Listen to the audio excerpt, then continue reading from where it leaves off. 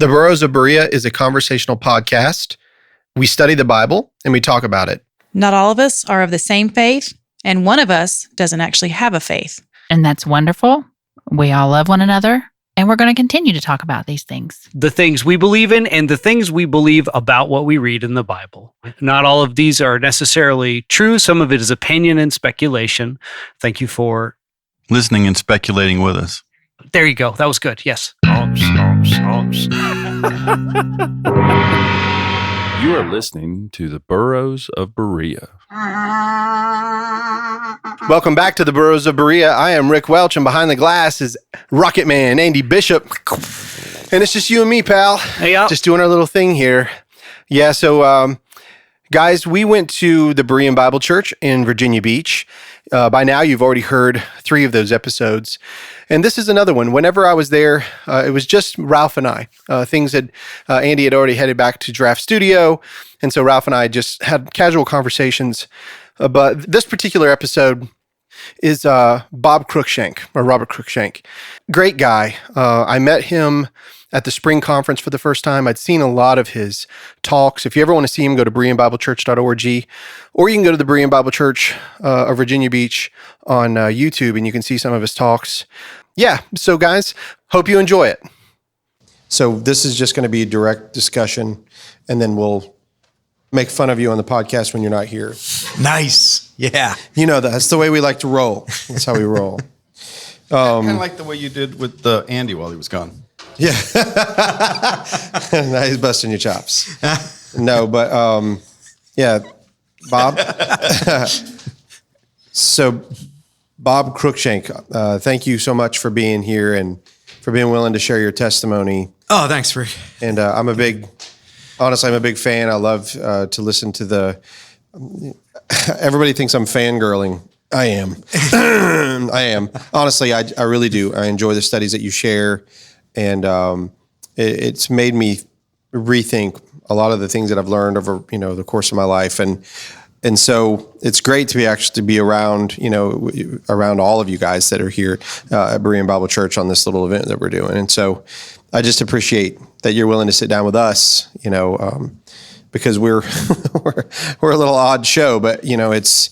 I think it's important. I think that the preterist movement, I can't wait to hear what you have to say, because we've talked a little bit, so I can't wait for everybody else to hear. But I want everyone to hear this. I want people to study the scriptures and to get as deep as some of you guys go and to really see, where this is heading. But before we do, I've got to tell you a joke. Uh-oh. And you'll like this, Ralph.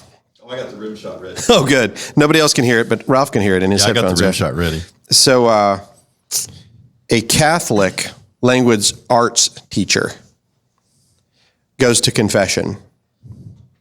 She sits down in the confession box, says, "Forgive me, Father, Vicar, Padre, Priest, for I have synonymmed." Nobody got it, huh? For I synonymed. Shot there. That was instead of "Forgive me, Father, for I sinned." If I have to explain it, it's a terrible joke. It's a standard joke, Andy. You know how that works. Andy's not here, but you don't get it, huh? Well, actually, that's a word that I have trouble saying, so I'm glad I didn't have to say that joke. Yeah, you haven't synonymed lately. Synonym and cinnamon. Those are normally I say cinnamon. Yeah. So, and if I have to say a synonym for cinnamon, it's really bad. Yeah, so, it's one of my favorite cereals is Synonym Toast Crunch. Yeah, it's good stuff. It's good stuff. How's your Massachusetts? Yeah, I ain't gonna attempt it. Yeah. But back at you, Rick, for everything you just said. It's a pleasure to be on the show, and thanks for having me. Absolutely. Yeah. So I ask every guest that comes on, the first question is, can you tell me your earliest memory of when you've heard the name Jesus Christ? Oh, it would have been right from the start, because up until I want to say 9 years old, maybe 10, but I'm pretty sure it's 9. Not sure of the exact dates, but we were Roman Catholic, mm-hmm. and so obviously, from the time I started hearing words, I would have heard about Jesus Christ. I mean, Roman Catholicism has doctrinal issues, but They teach about Christ. They teach a lot of good things: the Trinity, the virgin birth, the deity of Christ, and of course, who Purgatory. Jesus Christ is. Well, yeah, there's that too. Yeah. Well, you were labeling good things, and so. But no, honestly, Just kidding. I believe you can be a true believer and still be Roman Catholic. I don't know if it's a good idea, but I mean, there are, I believe sincere people. And I think that would be true across any of these. The people that are sincerely looking and they're they're in the world that they're in. I feel the same way. I think there's a lot of people that they are sincere. They're seeking after the Lord. They are reading the scriptures. Well, I think we're all going to be surprised when we get to heaven to see who else is there. Yeah. Absolutely. Yeah. Well, so from that, obviously you were born, in the Roman Catholic, and I don't, you have to forgive me, I don't really know much about the Roman, Catholic Church. I know a little bit from Ralph, who wanted to be a priest, I believe, right, Ralph? At one time, yes. Yeah. Still have the letter. Still has the letter. But wow. So how about your salvation experience? Basically, my mom became a born-again Christian when I was about 9, and she led me and my brother to Christ. So that was pretty much it. Nothing dramatic. Like I was 9 years old, so it's not one of those, like I wasn't worshiping the devil and sacrificing goats and, doing heroin or anything. Yeah, you were missing out, buddy. Just, yeah. No. Pretty mundane, experience as far as that goes. So, but you were raised in a Roman Catholic church. Yeah, we were. And then Roman you said Catholic your mom became a born again Christian when you were 9. Yeah, I want to say about 9, and then. And this happened in the church?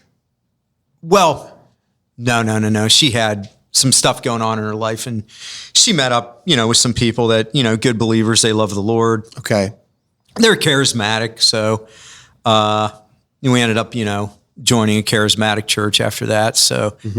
Went from Roman Catholicism to the charismatic movement. But honestly, I feel like there are probably things, obviously, that I disagree with in hindsight, looking back at any tradition that I've been involved in. But I like to think that there's something positive that almost every tradition out there has to offer and, has benefited me in my life, and that would be true of both probably the Roman Catholic Church and the charismatic movement.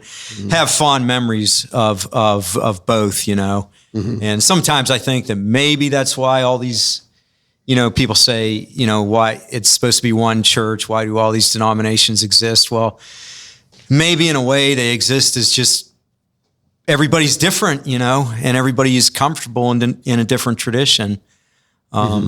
But yeah, so that's kind of what happened from Roman Catholicism to the charismatic movement, after my mom got saved and she led my brother and I to the Lord. And of course, my dad became a Christian at that time too. So at this point, I'm assuming that you guys left the Roman Catholic Church and started going to a charismatic church. Yeah. It was non-denominational, but pretty much would probably line up with, I want to say, like the Assemblies of God or a church like that, even though it was non-denominational. Yeah. Was that, not to get too intimate here, but were there speaking in tongues going on inside this church? Oh, yeah. Okay. Yeah. And did anyone ever tell you that unless you spoke in tongues, then you were not a believer? No, actually, no. There were many people who didn't speak in tongues. So Okay. it wasn't one of those kind of Pentecostal or charismatic churches. Like nobody felt pressure to, you have to speak in tongues, right? Because but people I did. I had an experience like that because I didn't go to a holy Pentecostal or holiness church, but I was just having a conversation with someone who was, and we were actually working on a project together, and he said, unless you speak in tongues, you don't. You're not saved. And I was like, well, I'm not really sure what Bible you're reading from. But that's really odd, but I remember just thinking, wow, I would be very careful walking around telling people that. Yeah. And I was just curious if you came from that background or not. I didn't know. Yeah, no, not the particular church that I went to at that time. No. Right. And I don't even think the Assemblies of God would say that. Yeah. They'd say you weren't, I don't want to go down a rabbit trail. They'd say you weren't baptized in the Holy Spirit unless you have the evidence of speaking in tongues. But an Assemblies of God person would believe that you can be a true believer without being baptized in the Holy Spirit because they see it as a second experience. And I think most of us realize it's not, but that's how they would view it. Sure. You know? Well, with some of the levels that I've heard you go to in some of your teaching, it's obvious to me that you've been an avid studier of the Scripture.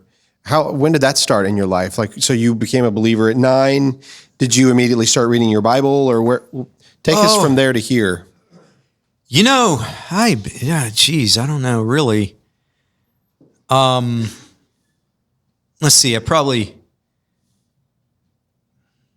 want to say that the early 90s, I was like into it pretty deeply. And then, let's see, our first, 93, 95, 96, our first kid was born in 93. So probably for all those years till about 2015, 2016-ish, somewhere around there, I really wasn't. I mean, I was still reading the Bible. I was still a Christian, but you know, you got kids, you got responsibilities. We homeschooled for a while, then we sent them to private school. So that costs money. I was basically just more focused on my careers while you know, my kids were young until they graduated. So I'd say probably 2015, 2016. I probably got back into it, you know, studying more deeply. And that's when I met David around that time. So I guess early 90s to probably 2016 or so. Big hiatus. Yeah. Well, one of the things I can't wait to hear this one because you sort of alluded to this whenever we talked about it. But so for most of all of us that have done a testimony, we've started in some church, like you did Roman Catholicism, and then you did, you had the Pentecostal or the Holiness, the Charismatic Church, whichever. Yeah. But, you know, I asked, you know, when did you become a preterist? Oh, yeah. This is what I want to hear. So, okay. Well, when I became a preterist, I didn't know I was a preterist. I didn't know it had a name. I didn't even know what happened in AD 70. But long story short, okay, I told you my mom was Roman Catholic, and then she gets saved when I'm about 9. And I don't know if any of you were Christians back around that time period, like late 70s, early 80s. But the big thing was, you know, secular music is evil. So like my parents went through that phase. So like we weren't allowed to listen to secular music. Although my dad did keep his Elvis records. I don't know what made. He's saying gospel, man. Take it easy. Yeah, well, Take it easy on him, okay? No. He kept them all. And I think there's some. Oh, I see. I think there's still some CCR albums and vinyl. Even the Fat Elvis at with our like house. the leather. Even the Fat Elvis. Yeah. Man. Well, Why are you looking at me when you say that? So anyway, my buddy Brian, now they've been saved. His mom was one of the people that led my mom to the Lord. So Brian and his family been saved for a while, you know. Ironically enough, they're allowed to listen to secular music. So like I'm 12 years old and Brian calls me and he was like, "Hey, have you heard Bruce's new song yet?" And of course I didn't because we weren't allowed to listen to the radio. Like I had this like clock radio that I'd turn on like the volume real low and hold my ear up to it just so like I could hear something, you know, besides Jimmy Swagger. Wow. Yeah. Lord. Yeah. Oh God, yeah. So he says. That's where I learned how to cry. Yeah. Oh gosh, yeah. I'm telling you. So anyway, I'm like, no, I haven't heard it. So he's like, oh, come on over. It's awesome, you know? So, you know, he had the 45 of Hungry Heart and we argued. It was a good tune and we argued for a while. He thought it was better than Born to Run, but nothing's better than Born to Run. But anyway, yeah. So we argued for a while about that. And then like Brian's saved, you know, and he's been saved longer than me. And we used to do this Bible study at his house on Wednesdays or whatever. So he starts talking about the last one and he was like, well, I don't get how Jesus could have been wrong. And, you know, I'm like, Jesus wasn't wrong. What are you talking about? He was like, he thought he was coming back then. And I'm like, he never said that. Yeah. And honestly, Brian was like any one of us. He just like, bam, bam, bam, starts hitting me with the time texts and he knew them all. I'm talking Matthew 16:27, Matthew 24:34, all of it, yeah. And he was very distraught, and I don't know where he even is today, or what he ended up believing or not believing. But I was just like, well, at that point, I was convinced Brian was right, and Jesus did really think he was coming back then. But I was like, well, if he said it, then he did it. And he was like, well, how? When did that happen? And I'm like, well, I don't know. If he said it, he said it, Mm-hmm. So the whole time I'm, going to this charismatic church, which I don't know if they would have defined themselves as dispensational, but for the most part, that's what they were. It's the end of the world, the rapture's coming and stuff. And I just remember my whole teenage years thinking in the back of my mind, I'm like, I don't know, something doesn't set right. I think this stuff already happened, Mm-hmm.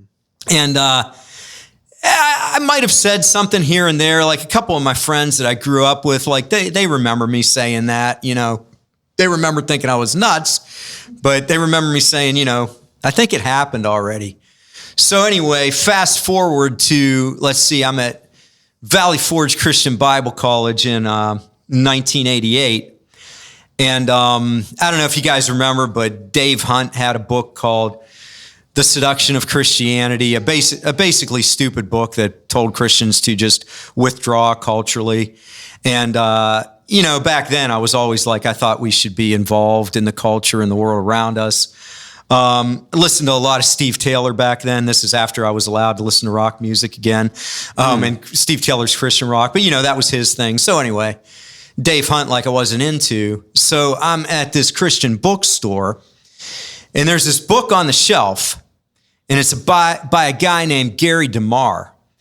And it was a blue book, and I remember seeing it, and I still have the book to this day, and it's called The Reduction of Christianity, an answer to Dave Hunt's theology of cultural surrender. And I'm like, oh, this looks pretty cool. And that's my first exposure to Gary DeMar, So I start reading the book, and it was really good, and he touches on Bible prophecy. And he's kind of touching on preterism, even though that wasn't the main thrust of the book. And I'm like, well, this is making sense. Mm-hmm.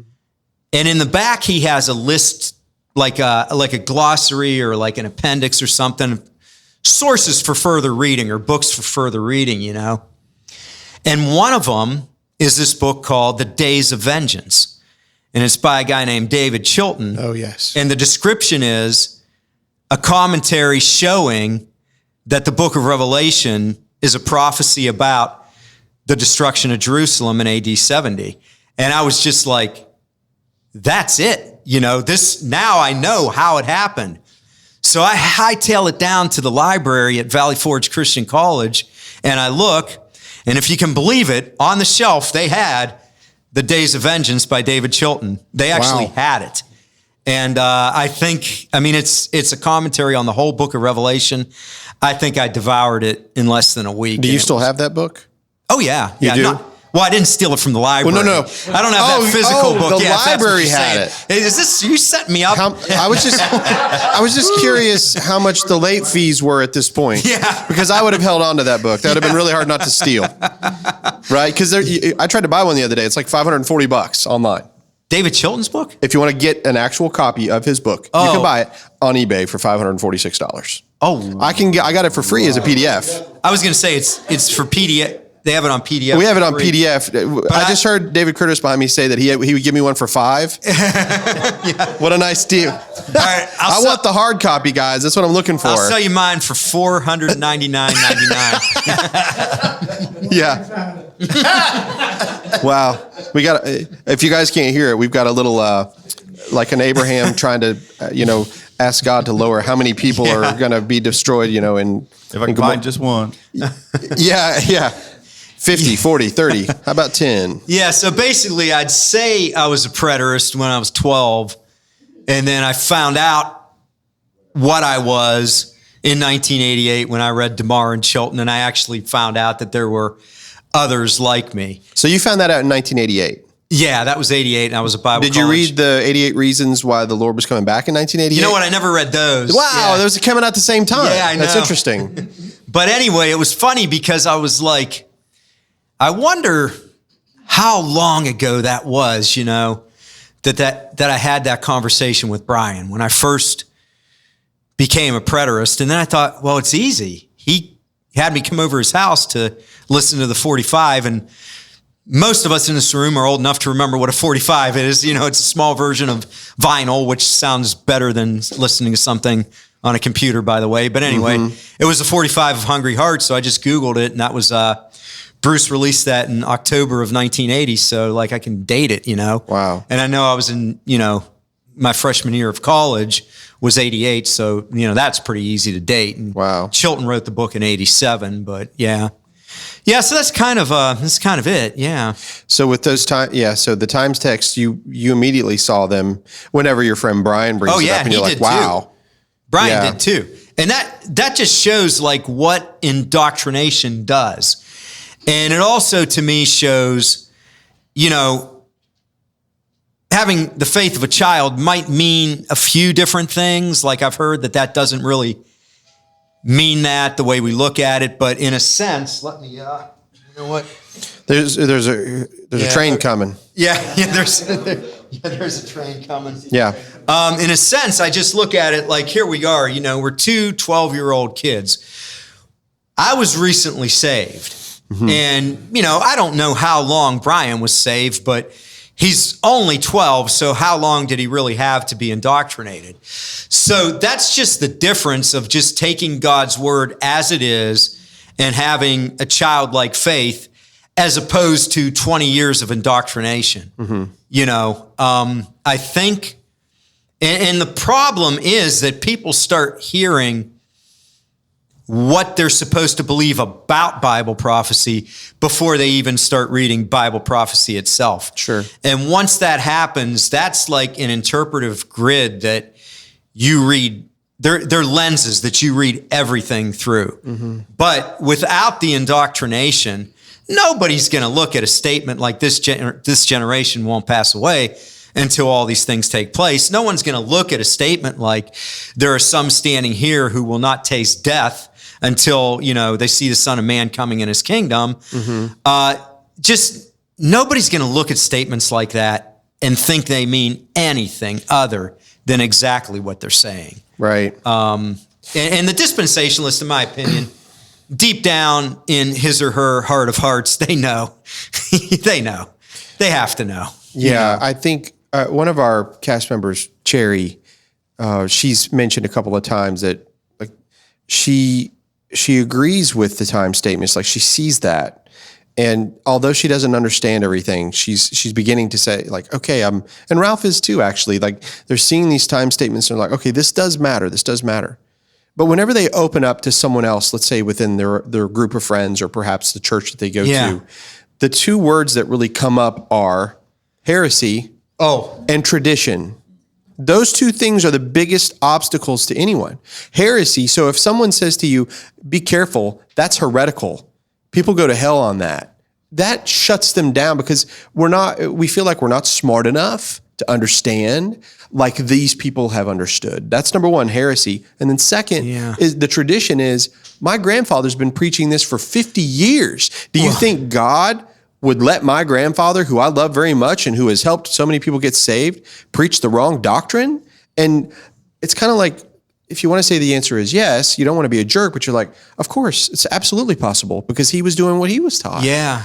Right? Well, the thing of it is, as far as the heresy thing goes, okay, I mean, me and everybody that's a member of the Berean family sitting in this room, if you want to judge us by the standards of the creeds, guilty as charged. Which is what it is, right? It's based on the creeds. The point of it is, though, most of the time, when you're talking to somebody about the time texts, okay, and you're talking about the destruction of Jerusalem in AD 70, you're not getting into the resurrection and all this stuff yet. Right. So when they're saying heresy, they're just referring to that, just flat out preterism, a preterism no different than Ken Gentry or Gary DeMar or Hank Hanegraaff or the late R.C. Sproul. And in that case, they're completely 100% wrong. When it comes to partial preterism, that is not heresy. But they have such a knee-jerk reaction to this that they consider just anything happening in AD 70 is heresy. Right. Interpreting it that way. And when it comes to tradition, I will talk about this in the message tomorrow.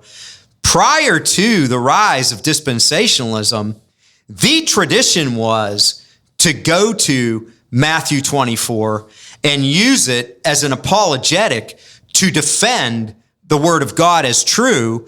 And there's a book I'm going to talk about. It was by a guy named George Peter Holford. And he wrote the book in 1805.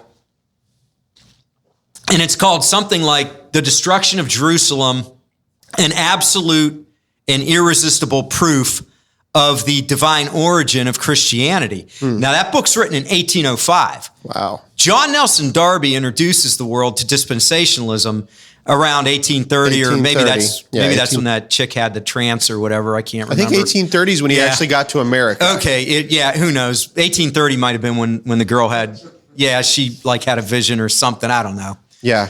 But which is a great way to start a religion, by the way. Yeah, I know. It's a great way. Just visions of children. By about the middle 1800s, it started catching on. And I'm also going to include an absolutely hilarious quote from Spurgeon, who was alive when it happened and how ridiculous he thought it was.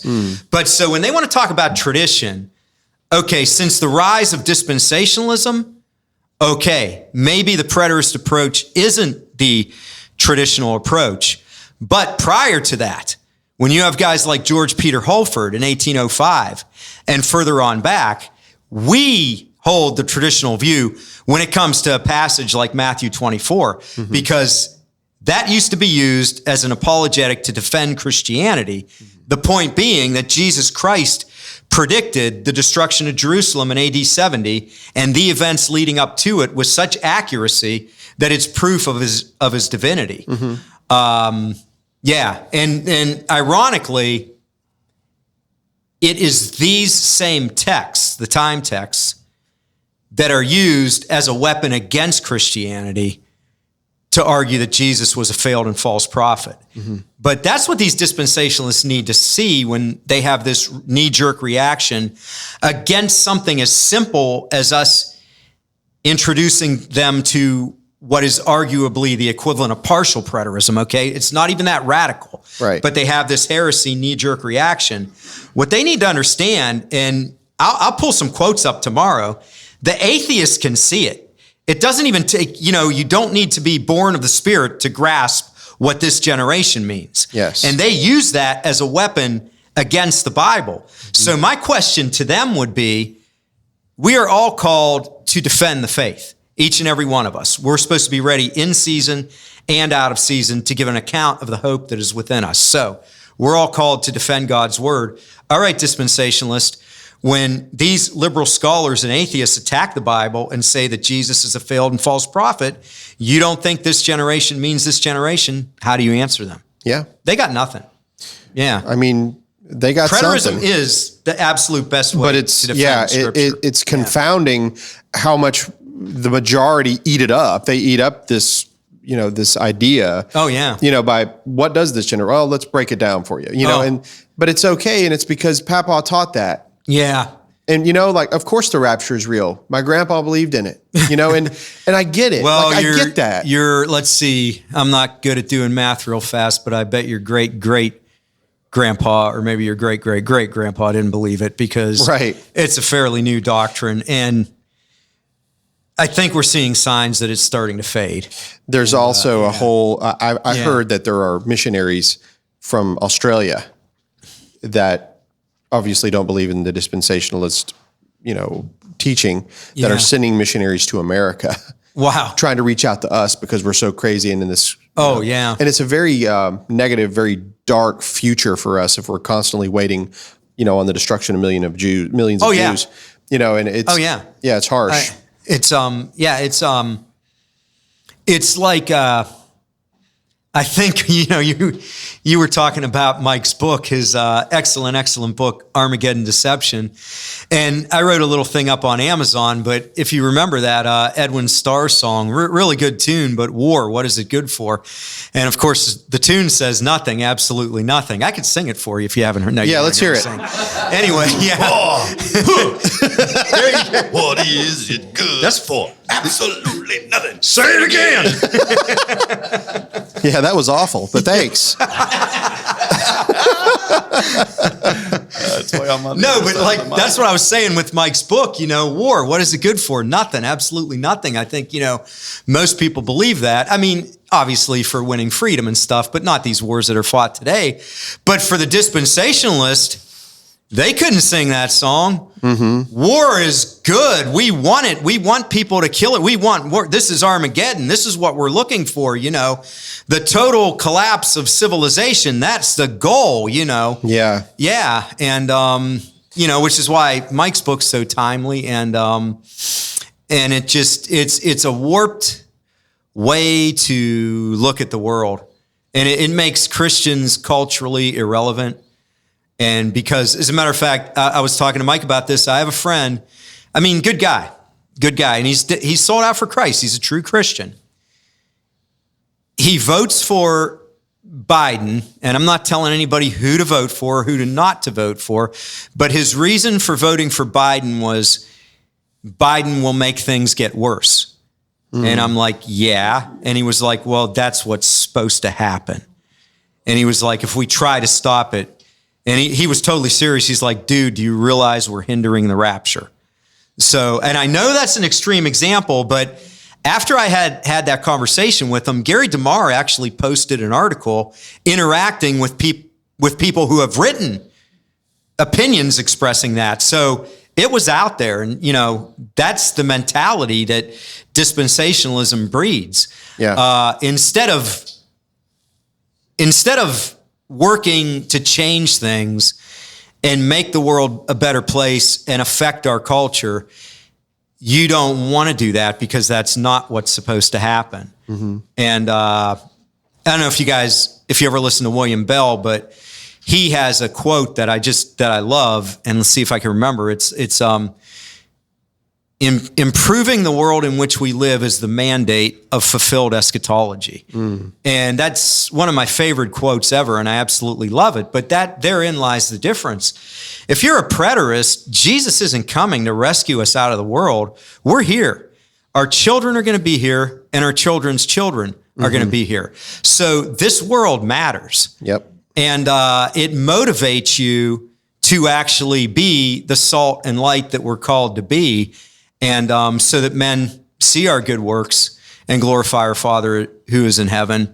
And it motivates you to actually do something about this world in which we live. Mm-hmm. And I think that's another reason dispensationalists are so resistant, because if preterism's true, we got a lot of work to do.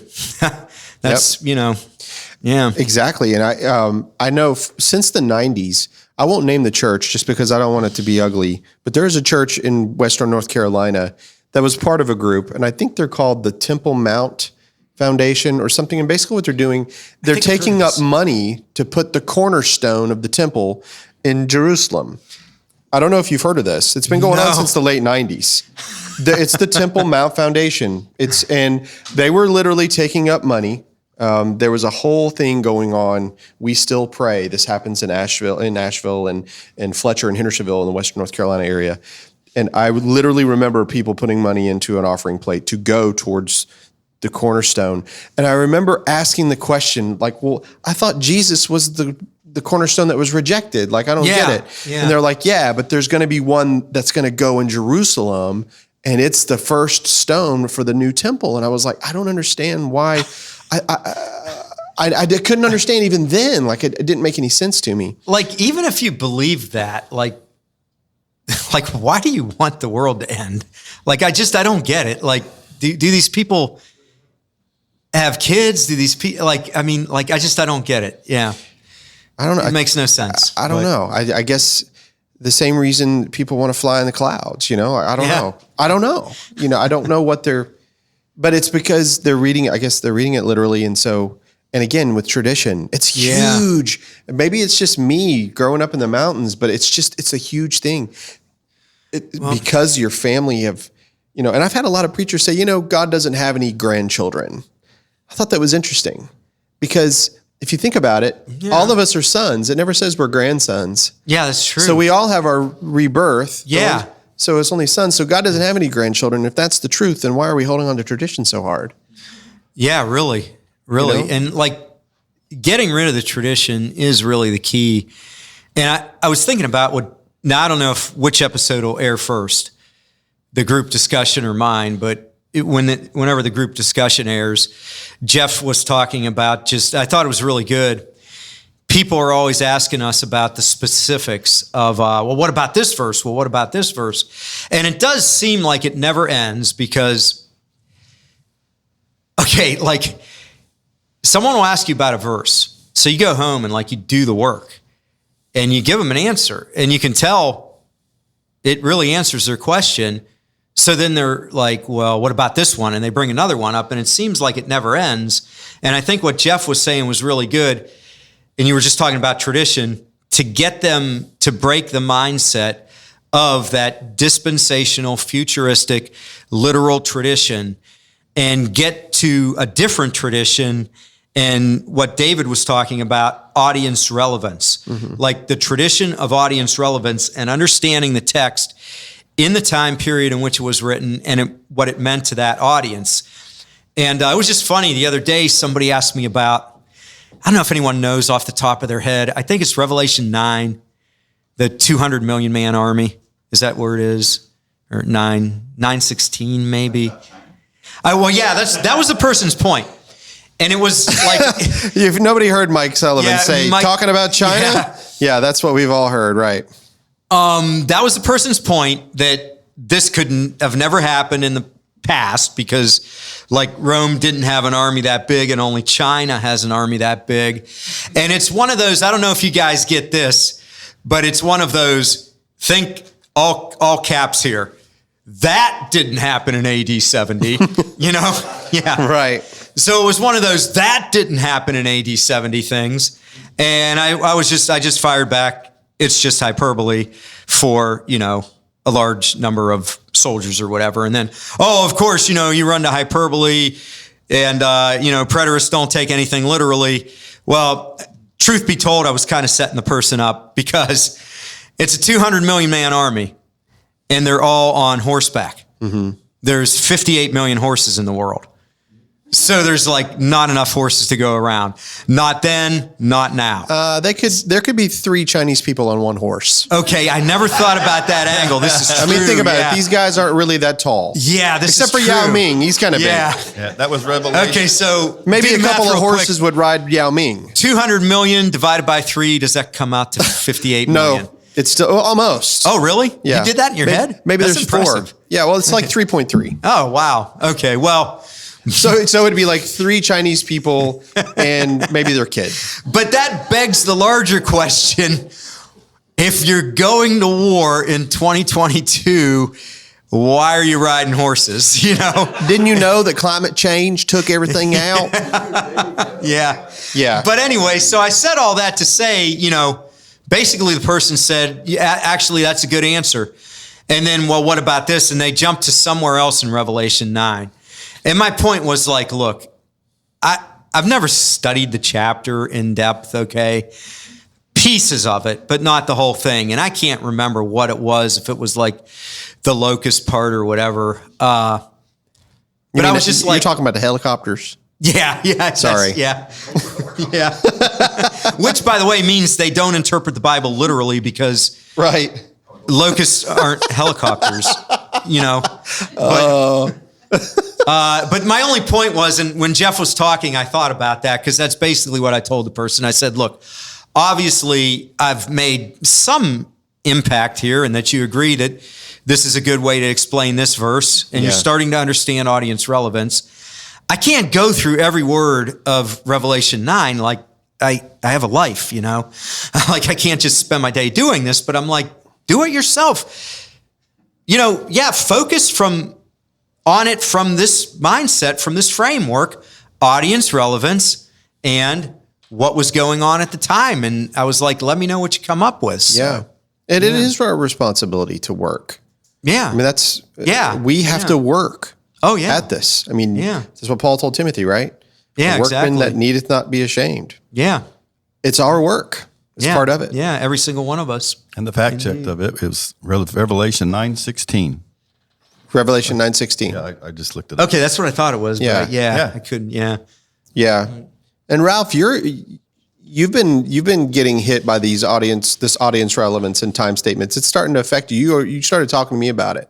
Like you're like, I'm a preterist kinda, right? That's where you're at right now. Well, I think all of my life I believed a lot of these things. Like you were saying, that all these things I'm seeing It's these like things, in the but back nobody of your will head. nobody will talk to me about it. Yeah. You have to Yeah. have faith.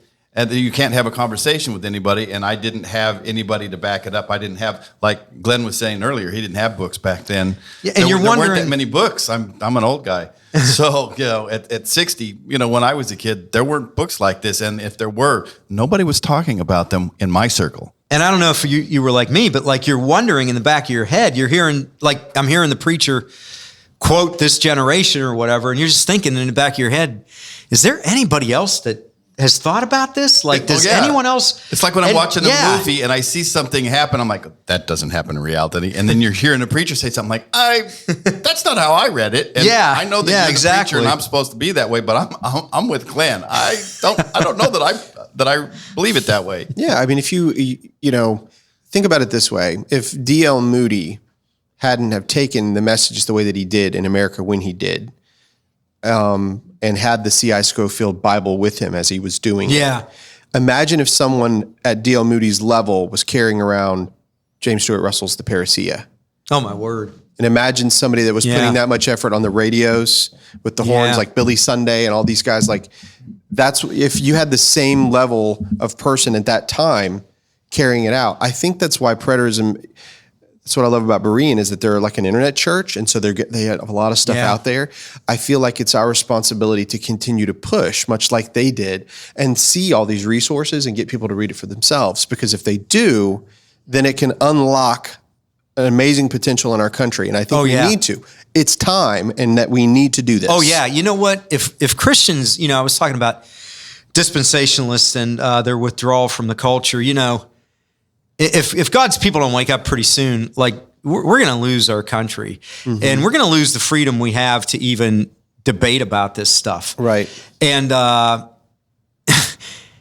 people think, we're not supposed to be involved in the culture. We're not supposed to be doing these things. Well, that's easy to say when you're living in a free country. But my friend that I talked about in the other episode in Cuba, trust me, you live in a communist country, you realize you can't separate the sacred and the secular. Because to stand up for Christ is to make a political statement. And the dispensationalists will realize that if it ever comes to that. But we don't want it to come to that. But that's what's going to happen unless God's people wake up. Yeah. And I really do think that the wake up will come through, ideas have consequences, and it'll come through a preterist eschatology because it forces us to realize we're not getting raptured out of here. We're going to be here. Our kids are going to be here. Our grandkids are going to be here. Yep. We're here for a reason. That's right. And it's not just the new heavens, it's the new heavens and new earth. That's right. This world is Yahweh's world. His son has reclaimed it for him. Yes. And we're his image bearers. And, and that's the importance of it all, really, for me anyways. I can't think of a better way to end this episode, honestly, with what you just said. Oh, sounds like a good ending then. But Yeah, that image bearer is a scary thought, because if you look at the way the Americans bear the image of Christ, it's Well, it's a no responsibility. why so many Just people like hate us. Adam was made in God's image. And what that really means, he was made, Adam and Eve, actually, male and female, they were both his image bearers. And if you read like John Walton on it, it means that they were created as his image bearers. And we are now, Christ is the second Adam and we're his image bearers. And we bear his image, and we have a responsibility to, how do we bear his image? Are we doing it responsibly, or are we tarnishing the name of Christ? I mean, it's a huge responsibility. Yeah, that's what I mean. It's just, look at it. The other countries looking in at us saying that we're Christians, and they're like, Yeah. Yeah, I love that part in the scriptures, and I can't remember exactly where, which gospel right now, but whenever the Pharisees run up and ask Christ if he should pay his taxes, and he asks them, he's like, bring me a coin. And they do, and he says, well, whose image and superscription is on this? And they're like, well, Caesar's. And I love his response. He's like, well, then give Caesar what's Caesar's, but then render unto God what is God's. Yeah. And then it just made me think, whose image is on you? Yeah. You know, Exactly, and I saw it, and I was like, man, every time, Jesus is awesome, man. I love everything about him and everything that he did. It's incredible. But Bob, thanks for taking out the time. We thought it wasn't going to take long. I think we could have spent 2 hours talking about this. Thanks for having me, guys. Appreciate it. Yeah, Thanks it's a lot. It's so nice to have you here. And guys, if I can convince him to do Cruickshank Corner, I'm doing it. But we'll call it whatever you want. But I got nothing right now. So far, it's in the number one spot. Cruickshank Corner it is. No, but anyway. But thanks again for being here. Ralph, thanks for covering for Andy today. And then I guess we'll just move on to the next one here. All righty. Thanks, guys. That was Bob Cruickshank. Very cool dude. Very cool guy. He's actually going to come down here, and he's going to come in November. Is he? He is. Oh, that's cool. He and a couple of his friends. He's actually going in November. He's going back to Berean Bible Church. He's going to be giving a talk, and I think Holly and I are going to go down just to hear that. But then he's going to come up here, and he's going to come to Giraffe Studio with us. Let us pick his brain. That guy's deep, man. Cool. Yeah, all these guys are pretty. Yeah, they're very deep. Are pretty deep into it. Yeah, for sure. Yeah, absolutely. So anyway, well, I hope you guys enjoyed that testimony. Andy, so great for you to be here because I pay you to be. Yay. And I have to be here if we want to get this baby done. Anyway, we will talk to you guys again next time on the Burros of Berea. Peace. Hey guys, this is Rick from the Burros of Berea. Do you know how much blood, sweat, and tears it takes to make a podcast? None.